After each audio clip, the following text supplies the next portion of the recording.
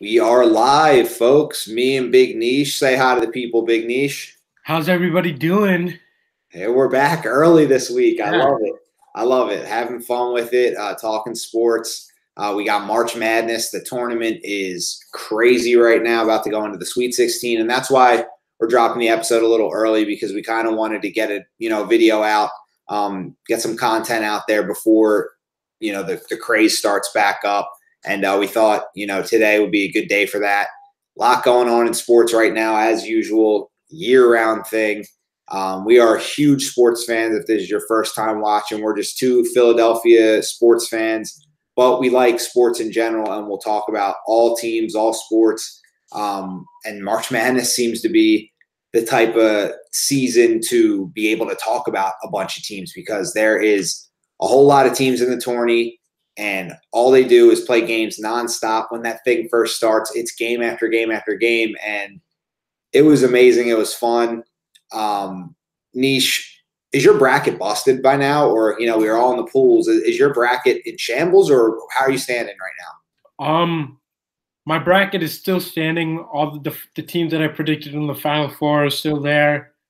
I picked, like I mentioned last week, I picked Oregon going to the Sweet 16, and I ended up doing that. And then I had Auburn beating Kansas, so it's kind of like my bracket is up there, but there's some picks that I got wrong, but I'm still in the running to win some money. So I'm hoping it stays like that over the weekend and into next week and then into the championship game. Yeah. Did you have UC Irvine playing against Oregon, is the question. Yeah, I did. I did do that. Yeah. That's awesome. That's a great pick, because I had UC Irvine, but I had Wisconsin going to the Sweet 16. That's the only team that I missed in the Sweet 16. I also had the Auburn win. I have every team in the Sweet 16 except for Wisconsin. It's Oregon instead. I am very much alive. I'm in second place out of 64 people in my pool. This is the only time in probably history, like dead serious, I've been so bad at March Madness. It's like I'm just due. I was due for that Duke luck. Okay, I picked Duke to win it, and I've just been the luckiest guy of all time this year, all packed into 1 year for me. I only had, well, Wisconsin created a situation where it gave me an extra loss because they just didn't play in the game, so they're like a double loss. So I had 9 total losses in the first weekend of the tournament. And I have all 15 out of 16. My Final Four is intact. It's the 3-1 seeds minus Virginia, because I have Tennessee going. The person in first place has all 1 seeds in the Final Four. It really comes down to a few games for me, and these are my big games to watch. Yeah, I have personal bias, but it comes down to Houston and Kentucky, because I picked Houston. It comes down to Duke, because they're my champion. And it comes down to LSU, Tennessee, because I have Tennessee in my Final Four. And it comes down to, okay, obviously there's a bunch of games, and now obviously I can't think of, well, I know it's Virginia Tech, Gonzaga. That's a big one. Or no, Virginia Tech, Duke, Florida State, Gonzaga. And I think Florida State is one of my sleeper teams as well. So teams like Florida State, Virginia Tech, those are sleepers to me. Auburn, even. Teams that played really well against good teams just last round, played well the entire tourney so far. I think when you get on a roll, you can be a 4 or a 5 seed and upset, quote unquote, upset a team like a Duke or, a Gonzaga. And at the end of the day, those teams right now, they're on the same playing field. So it just comes down to your guys versus their guys. And those are the big games for me, because I have a very top heavy. I didn't really go with many upsets past this point. So, it's all the top seeded teams are my big games. And it's just crazy. It's crazy to keep up with. And I can't believe I'm in it still, but those are my huge games. So what games really does it come down for you here? I have UNC versus Auburn, because UNC is my national championship pick. And I also have Oregon versus Virginia. Like, I have Virginia winning that game, but I wouldn't be surprised if Oregon pulled off another upset and moved on, because these past few games they've been playing well. They're getting dominant point guard play from Peyton Pritchard. they're also getting solid from bench play from Ehab Amin. So he's providing a spark on the court. So I wouldn't be surprised if Oregon won.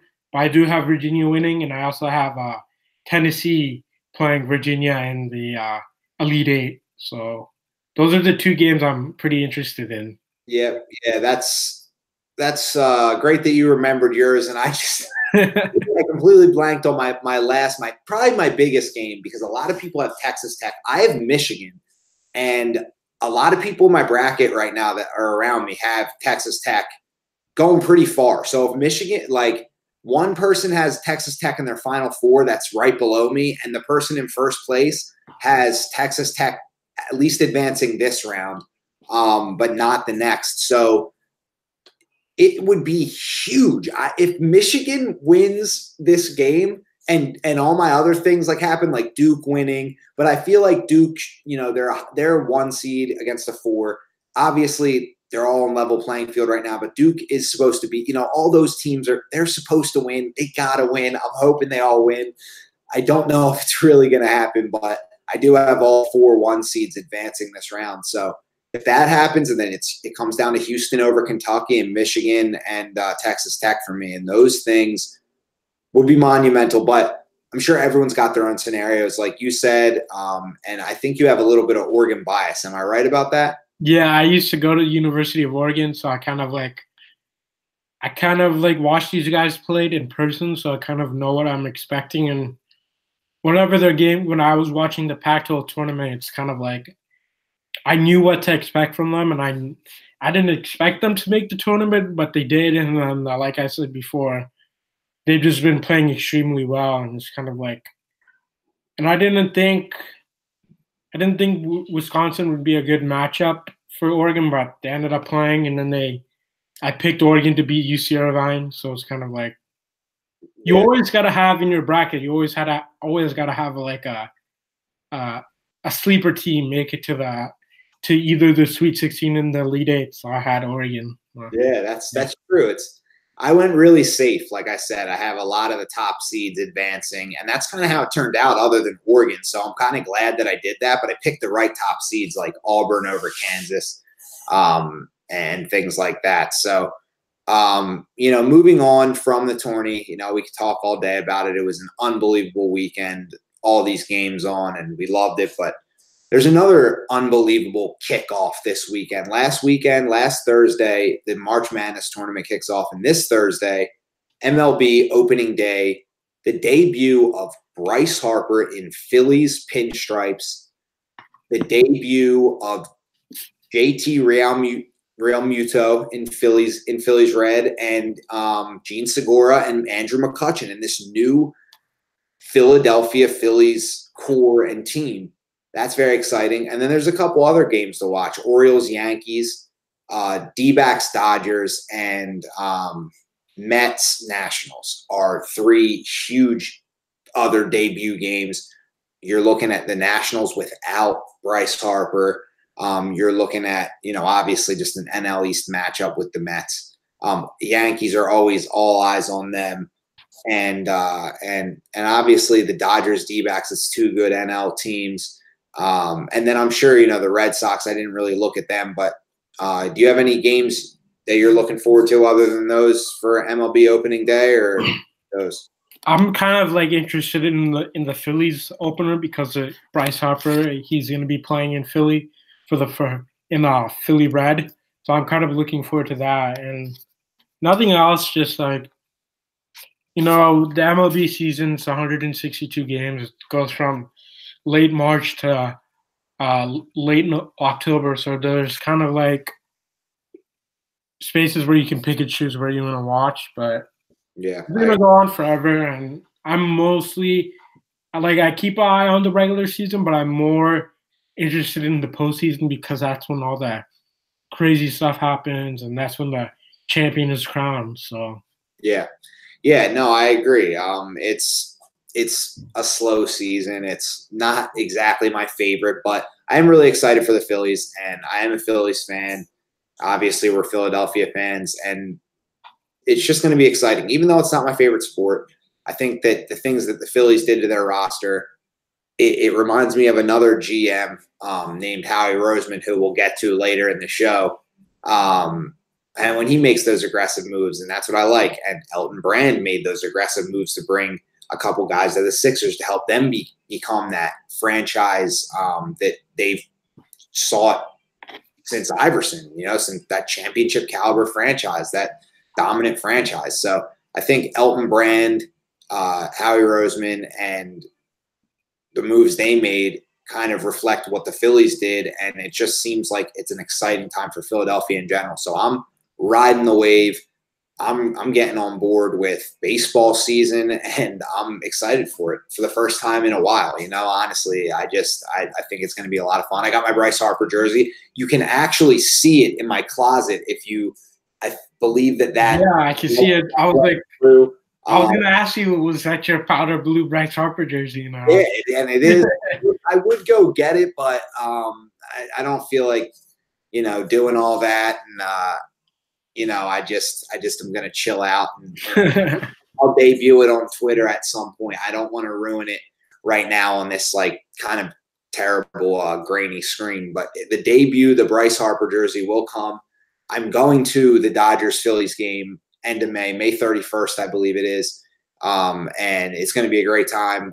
Dodgers Stadium, never been. And Phillies, I'm just going to be rocking that jersey, and it's going to be a fun night.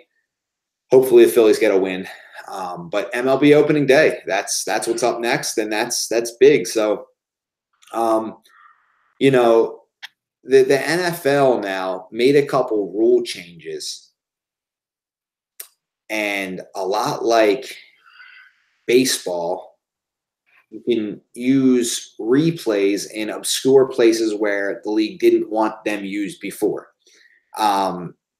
Obviously baseball implemented replay and it was a big deal. And now the NFL is starting to implement replay on penalties. OPI and DPI are now reviewable penalties. You can argue that they missed a call, or you can argue that they made the wrong call with a challenge flag. Nish, what is that going to do to the game of football as we know it? Is that changing a lot, or is this just slowing the game down? What is this going to be good or bad for the game of football? I think it's going to be bad for the game of football. It's going to slow the games down even more. Like what's the point of being able to challenge in the 2-minute time period from the 2-minute warning to the end of the game in the fourth quarter? What's the point of that? I honestly don't get it, because usually the booth has to review it. So the booth should be able to, buzz down to the umpire and tell him, hey, let's look at this. But to give the coaches a challenge flag, that's kind of, it's not that good.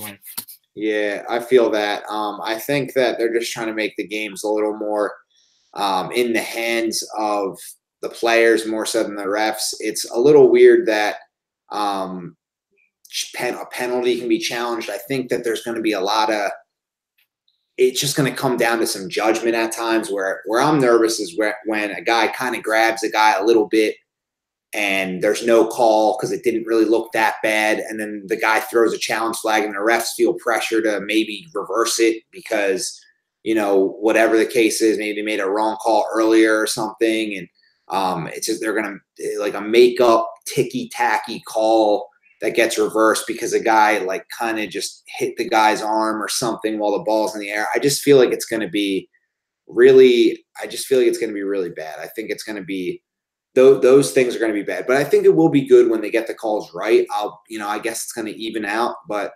I'm not looking forward to the ref having to make some ridiculous judgment on whether the guy grabbed his arm enough or not to be interference late in a game, in a playoff game. I can't imagine it coming down to that. So, that's really all I got to say about that rule. But now there's no blindside blocks as well. And blindside blocks, obviously you can't hit a guy in the head or in low, but now you can't even hit a guy, when he's not looking, basically. And I mean, look, I'm for making things a little safer, But you know, what happens when guys start laying off on those blocks and that guy's shooting in and making the tackle because he doesn't want to block him when he's coming parallel to the line? Because that's the rule, is you can't block someone going parallel to the lines when they're kind of not looking. So, I mean, what do you do really? You know, do you just kind of like what do you think guys are going to start doing in that situation when there's pursuit and the guy isn't looking? I mean, what do you do? Like, I don't know what these players are gonna do, because that's like their intuition is, you know, when one of their teammates is running free and he has to get past one guy, like either a wide receiver, offensive lineman, or tight end, they're gonna, you know, they want to lay a guy out. So it's kind of like you're kind of taking that element away of the game where you want to see some hitting going on, and seeing a guy get nailed. It's kind of like you're taking away that from the players and the fans, because I don't know about you, but when I see blocks like that, kind of, you know, it's kind of exciting seeing something like that happen.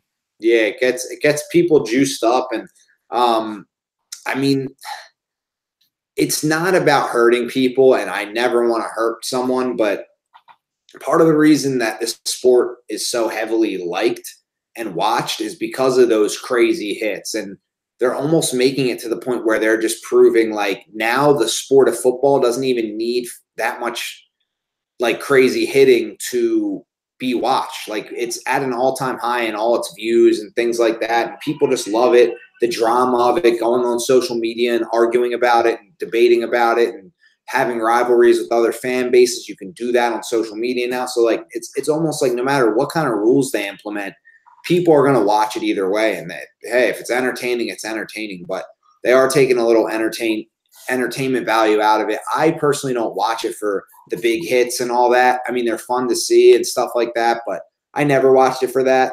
I'm just more concerned about the game itself. And to me, I'm more concerned about like the penalties that'll come with a block like that, or, you know, laying off a guy and then he's the one making the tackle, or, you know, someone shoots in and a guy blocks him and they get called for a penalty on like what would have been just like a normal block just because the guy's moving parallel. Like how do you stop guys? So to me, it's just keeping the game itself able to play. And some things about football to me are just, you have to like, there's risk involved. Like that's part of what, you know, why these guys are paid so much. And it's not fully why, because it's mostly because people watch it and buy their jerseys and support the league so heavily. And it's such a big money-making foundation that they can be paid that much because they've helped sell it. But some of that is also the risk of playing the game. And if they make the game unwatchable because it's like a Pro Bowl where guys can't even do anything, or they're not willing to actually hit each other and stuff, or, you know, put their bodies on the line, it looks like there's no passion involved, then it's not going to be, you know, fun for long. So hopefully they can, you know, figure out how to kind of just be more open to letting the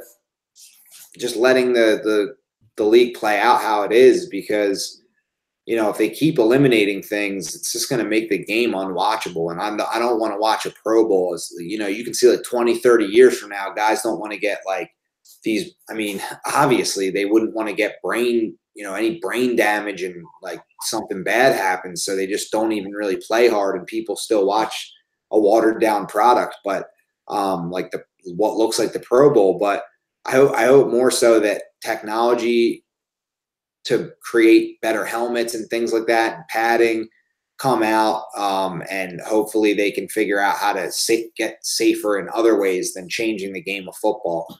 But you know, that's all I got to say about that. I know it's a little long, but yeah. So I'm gonna go right into the birds now. I mean, you know, you see it on the hat, you see it, you know, everywhere you go in Philadelphia, across the country. The Eagles nation is strong. It is one. It is united. And our leader, Howie Roseman, spoke at the Arizona NFL owners meetings, and the GM of the Eagles was very candid, yet you always can tell that he's got something up his sleeve a little bit. He's the one of the sneakiest con men there is out of those 32 guys, those 32 GMs, and he's always wheeling and dealing and pulling things off that no one sees. So, Nish, do you buy him being so into our running back core the way he was saying that, he looks forward to seeing year 2 of Josh Adams and year 3 of Corey Clement, and Wendell Smallwood has been pretty good. I mean, is that just something he has to say, or does he actually believe that these guys are going to be around next year? I think he has to say that. He can't just say, "Oh, these guys suck. I don't want them on the team." He kind of has to give them a little bit of a, try to prop them up in some type of way. But I just think he's, like you said, there's something up his sleeve. He's looking to make a move. We don't know what it is. It could be in free agency. It could be by trade, or it could be in the draft. And he's not going to tell all the other 31 GMs and the teams what he's going to do. He wants to keep it in house with him, Doug, the whole team, and Joe Douglas and Jeffrey Lurie. So I don't see what the big deal is about how he's saying these. Oh, he wants to see year 2 of these guys. Like, he doesn't want to give away his plan, so to speak. Yeah. Yeah, no, I agree with that. I totally agree with what you're saying. I don't think there's any chance that he's going to come out and say, yeah, we're looking to go get a running back in the draft, and we're looking to get another guy in free agency. But all he said is that he kept it pretty broad. He said that the time to acquire new players continues through the draft, after the draft. They added a bunch of guys on their Super Bowl team, as he referenced, after the draft. All 3 of the running backs that contributed. It was LeGarrette Blount, who they added after the draft through free agency. They added undrafted free agent Corey Clement, so that was after the draft was completed. And they added Jay Ajayi midseason in a trade. And all 3 of those guys had great Super Bowls and great runs for us just throughout the season, ever since they got playing time.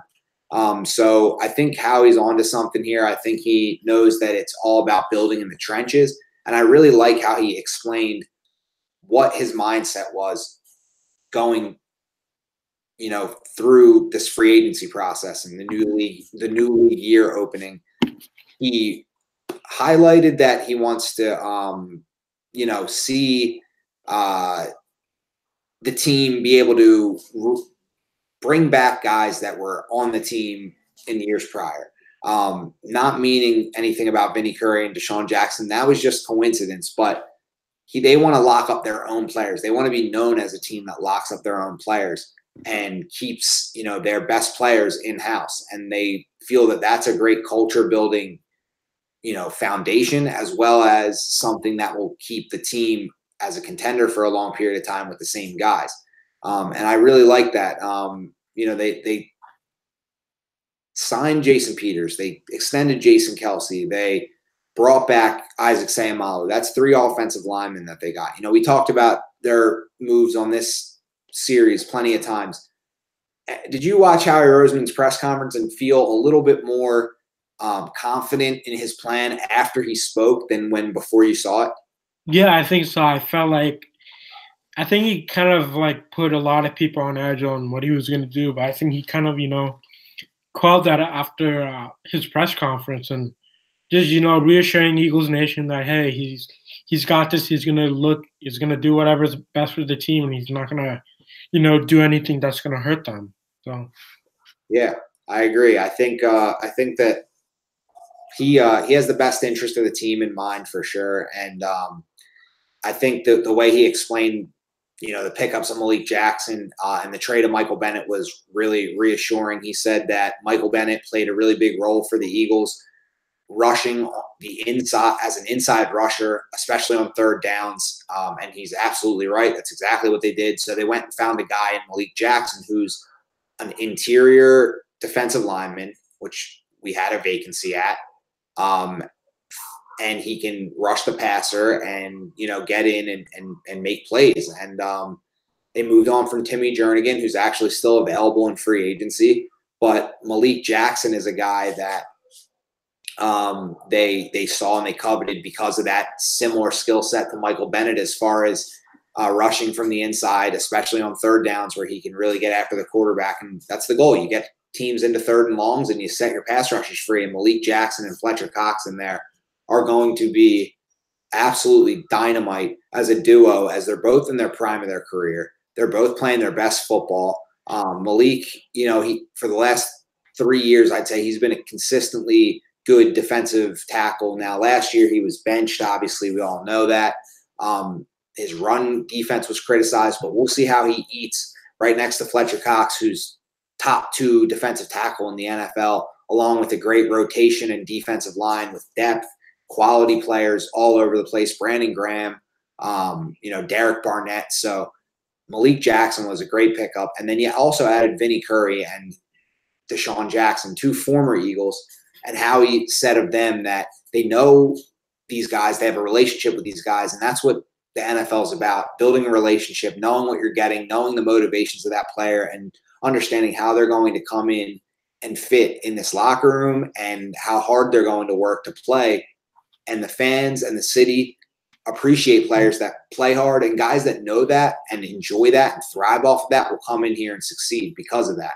And Vinnie Curry and Deshaun Jackson are 2 guys that understand that and will come in and play great football. So Howie's explanations of everything that he said in the press conference, other than when I think he obviously had to do some speaking on the current roster, such as the running backs. And I think everything else that he said was really genuine. And, he didn't want – the only thing he wasn't genuine about was saying anything about, we're trying to look to upgrade those positions. You obviously know the Eagles need a running back, but they're not going to come out and say that. They're going to show confidence in the guys they have.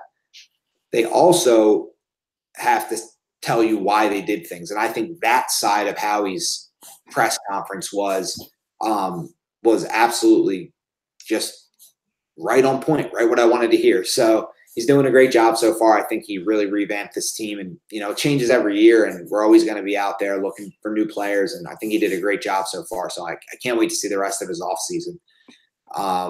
And it's going to be great. So another team in Philly who's had a roller coaster of a ride these last couple, probably the last week, is this Philadelphia 76ers as they look to enter the playoffs. Last episode, we talked about the fact that they beat the Milwaukee Bucks, they beat the Boston Celtics, got the monkey off their back, metaphorically speaking, and took the 2 top teams that they really wanted to prove they could beat. They took them out. And that's the top seeded in the NBA Bucks with 55 wins now, and the Boston Celtics, who they just, for the life of me, could not beat for the longest time. And then they lose to the Atlanta Hawks and the Orlando Magic in typical Philadelphia, we always know what's coming next kind of fashion.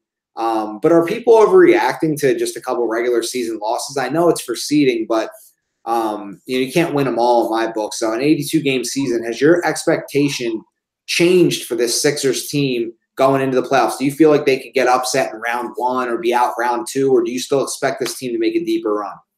I totally expect this team to make a deeper run. Like games like those happen against the Hawks. They're playing against a team that's trying to fight for their draft position, and they caught the Sixers on an off night, and then yesterday with Ben Simmons being out, they're kind of shorthanded. So I don't think they really wanted to play that game, to be honest, without Ben Simmons.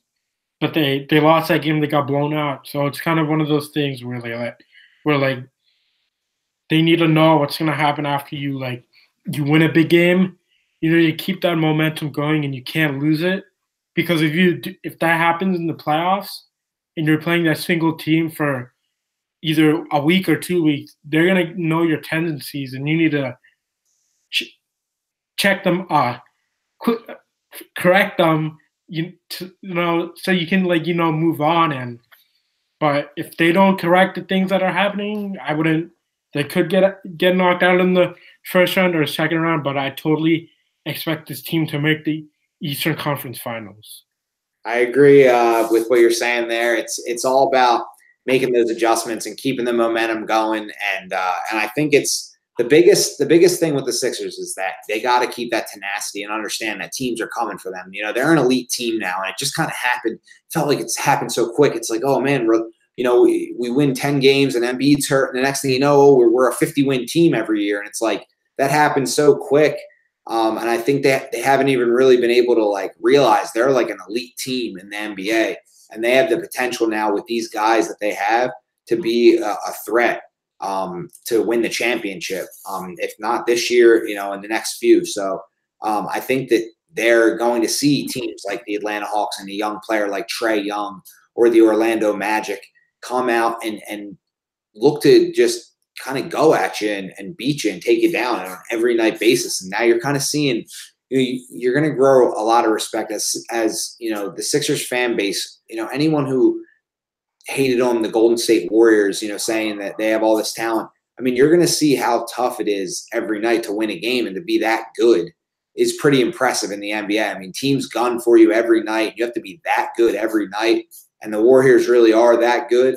But losses happen to bad teams, and when you play against a bad team, a worse team, that you're going to lose to them sometimes. And, even the Warriors do. And, like I just said, they're that talented and that great, and you'll grow a respect from them watching them play that well every night. But it looks like that. But at the end of the day, you look at their win-loss, and it's around the same as, any other team. So any other top, elite team. So it's like even teams like that, it's like, oh my gosh, man, the regular season, you just got to pace. You got to keep confidence. You got to stay healthy, and you got to go into the playoffs with some confidence and be able to just keep it flowing. So I think the Sixers are fine. I think it was total overreaction to, those losses. I think I saw a lot of people just, kind of being down on the team. And I just don't think it's necessary. I think they're going to have to learn how to give it this full season effort, but I think they'll be okay. These guys are young, and they're way ahead of schedule in my book. So hopefully, everybody can see that come playoff time when they start winning big games, because it's going to happen, and they have guys that are ready for the playoffs, and they're kind of, just chomping at the bit to get out there. And you can see it. You can see that this is a young, hungry team. When they play good teams, they get up, and doesn't give you an excuse to let down against bad teams. But at the end of the day, when they go into the playoffs, I feel like this team's going to be ready, just from how they played against Milwaukee and Boston the other night. It showed me something about these guys all coming together and knowing when it's crunch time, it's time to get after it. So I'm excited to see it. Embiid and all them guys in the playoffs again, a year wiser, a year more experienced. I just think that they should go to the Eastern Conference Finals. I mean, I just think they have a chance. They really do. They have a chance to compete for that spot. So we'll see how it goes. But right now it's all about March Madness. Basketball wise, it is March Madness. So our suggestions, I mean, unless you have anything else, I just say watch March Madness all weekend. Root for my bracket to do well. I actually have a chance this year. 64 people. It's like $1,000. I would be so happy. It was a $25 buy-in. It's like $1,000 pot. I would be so happy if I won that. Or just root for my guys, please. Root for Duke to win the championship. I mean, we'll see what happens with that, but I can't wait. I can't wait to see how it unfolds, and it's going to be emotional. It's going to be a very emotional weekend, and I guess we're just going to roll into our closing points. I've been talking for a bit, so do you want to go first on your closing point? Yeah, just like we talked about the Sixers before, and in the NBA, we just want to. I want to focus on like the NBA playoffs, and it's coming up around the corner. We're almost in April, and I think the playoffs start on April 13th. So it's kind of these next few weeks are gonna get like what the seedings are gonna be and who's gonna play who in the first round, and so it's gonna be pretty exciting because we're gonna get that intensity. We're gonna get that hero ball. We're gonna get bully ball. We're gonna get we might even get some some pushing around in the playoffs. Small tussles and stuff. So I'm looking forward to that, and just watching all those games. Just enjoying them, whether it be on a weekday or a weekend, whatever. I'm tuned in no matter where I am. If I'm in class, I might be. And the class is boring, I might just, pull out my phone and put it onto the TNT app and start watching. Or, when I'm at home, like I said, just turning on the channel, tuning on to ESPN, TNT or ABC, and watching the games, and having a nice day, and enjoying the sport that I love so much. And the second topic that I want to get onto is those Philadelphia Eagles haters, people who are hating on this team. I just want to say they're mostly Cowboys fans, but you know what? You can hate on this team all you want. We got a quarterback in Carson Wentz. Our offensive threats are amazing with Deshaun, Alshon, Zach Ertz, and all those guys. And then our defense, it's there. So people think, oh, we're just a one-hit wonder. We won the Super Bowl in 2017, and it was a fluke. We had a fourth-place schedule. Yeah, we had a fourth-place schedule, but we actually took care. We actually beat the teams on our schedule. We went into the postseason and beat the Falcons, beat the Vikings, and beat the Patriots.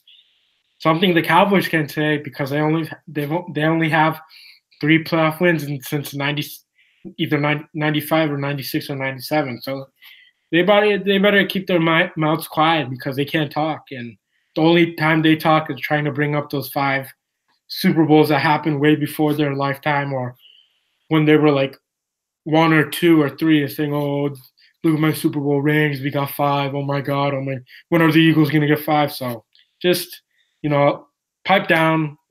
Watch the Eagles win another Super Bowl before the Cowboys win another Super Bowl. So that's all I wanted to go off my chest. Tom, now it's your turn. Yeah, I agree. I totally. I mean, there's no better way to end an episode on that.